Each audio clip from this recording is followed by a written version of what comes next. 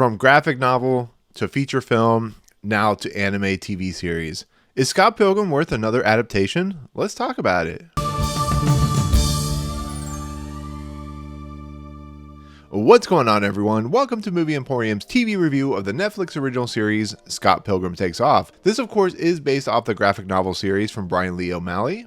So in this new adaptation of the Bryan Lee O'Malley series, Scott Pilgrim Takes Off is a new adaptation, a different take on the famous graphic novel, which sees Scott Pilgrim, a 23-year-old Canadian who's dating a high schooler, basically have to fight the 7 evil exes of Romana Flowers. Well, something happens that completely changes the story, and not to get into too many spoilers, because this is a spoiler-free detailed story review, it basically leads into giving more depth and more kind of nuance to these 7 evil exes and Romana Flowers' story, and allows the story to, in essence, go in a completely different direction than what you know. So with that said, it becomes something that is akin closer to the graphic novel. That's kind of the easiest way to put it, because there is a lot of restrictions on what I can talk about with this series, but it basically is a story that is Scott Pilgrim in a much more different take, I guess you could say. So in that essence, I unfortunately still have not read the graphic novel, or at least I haven't read most of it. I've read some of it.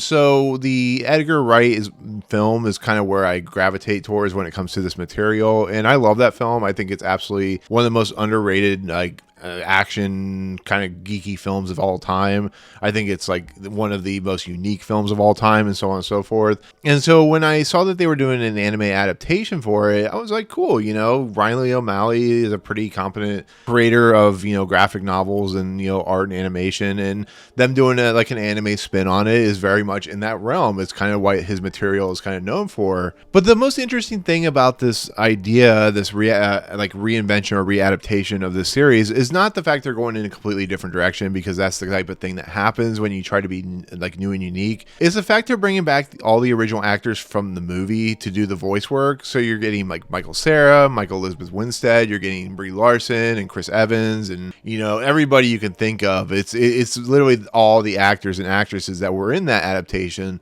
So that's a really interesting, unique thing, on top of the fact that it probably costs a lot of money in this day and age because they're all much bigger actors. But that's a very interesting take to do something for a series like this. Usually they would get different actors. And so now that the series is releasing and all episodes are on Netflix, going into it, I'm not a huge anime fan, to be fairly honest, but with that said, from an honest review of this series, it's absolutely amazing. It really is. It's absolutely incredible. It's a unique, interesting take on something I'm more familiar with, the Edgar Wright movie. It does things that I was completely taken aback by, I was not expecting, and I think that's unfortunately my view on the fact that I haven't read much of the comic, and I think I'm going to now, because I think this is actually much better than the Edgar Wright movie, and that's not saying that the Edgar Wright movie is bad. I love it a ton. I think it's very cool, but I think the fact that they're able to add more nuance, add more depth to these individual 7 evil exes,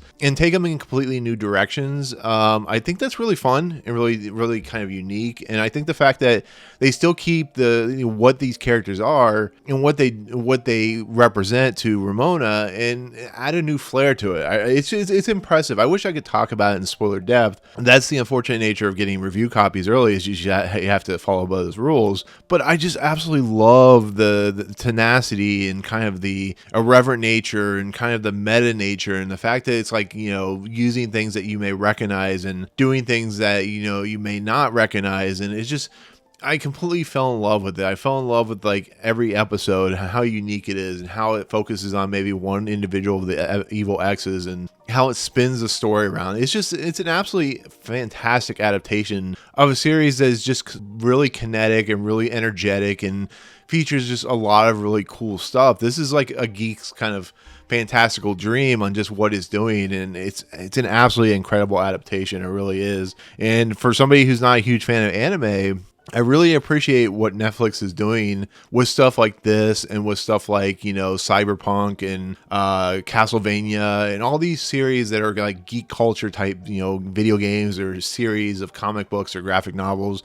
They're creating this really interesting world of just really cool anime, to be fairly honest. They're doing Western anime that is, or Eastern, yeah, Western anime that is like on par with what Eastern Japan anime can do. And it really just what Netflix is doing, you know, this is a Japanese animated series, but it really is dealing with like Western culture material when it comes to like, you know, Bryan Lee O'Malley is Canadian, so he's part of the North American world. But I really appreciate it. Even if I didn't like this series, I would appreciate the animation, the idea, the ballsy nature of taking the material and doing something different with it while keeping the essence of what Scott Pilgrim is. And I completely fell in love with it.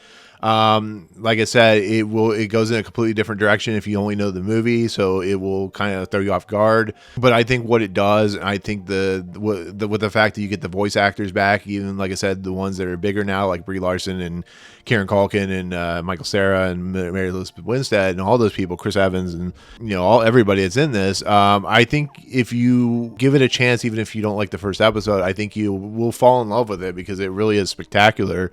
So I'm giving it a 10 out of 10 because it's an absolutely wonderful adaptation of Bryan Lee O'Malley's material.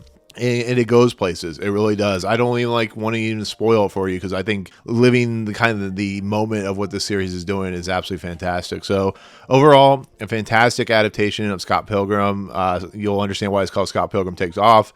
And it goes places. I love the ending of this series too. Like it leads into some really interesting material. So overall, definitely give it a shot. Definitely worth watching. So that is my take of Scott Pilgrim Takes Off. And now we're appearing on Netflix. So with that said, thank you so much for watching. Comments below, what did you think of the movie? Are you a huge fan of the graphic novel? Are you looking forward to this TV series? Let me know like your favorite character, what you're looking forward to. But thank you so much for watching. And with that said, if you like what you see on this video, awesome. Hit the subscribe button to join Movie Emporium. Hit that notification bell at top to find what's coming next. If you like this video, awesome. Hit that like button. And as always, we'll see you guys on the next video. Peace out.